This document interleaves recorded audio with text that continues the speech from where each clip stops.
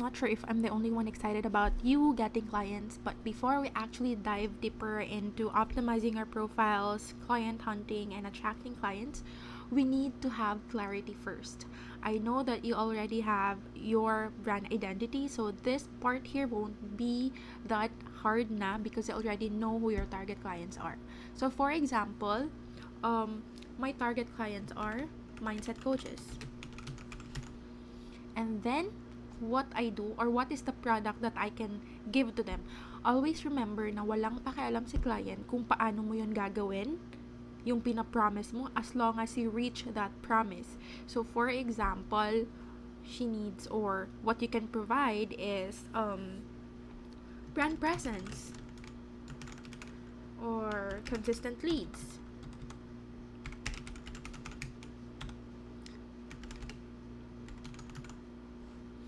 On IG. Ayan. So, how? How do I do it? How do I give the client brand presence or consistent leads on IG? I create or implement a solid social media strategy. Ayan. So, this time, I'm going to edit this one, my niche statement, and then I'm going to edit this one. I help mindset coaches create brand presence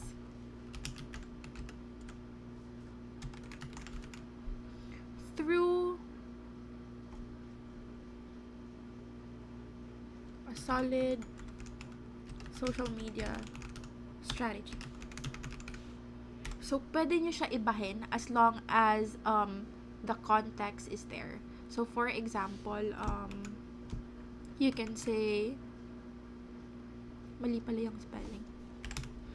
You can say, I help mindset coaches.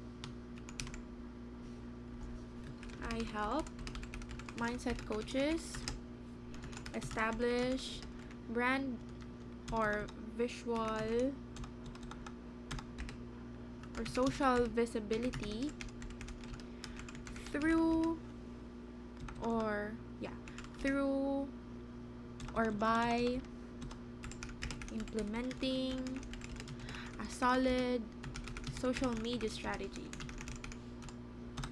that converts, or whatever that is, kung ano man yung kaya nyong ma-offer. Okay? So if you need help with this part, just let me know and I can maybe create your niche statement. Okay, so now I want you guys to create your niche statement before you dive deeper into the next modules, because we will be prospecting na, and there will be some tutorials which will really need your statement niche, okay, or niche statement.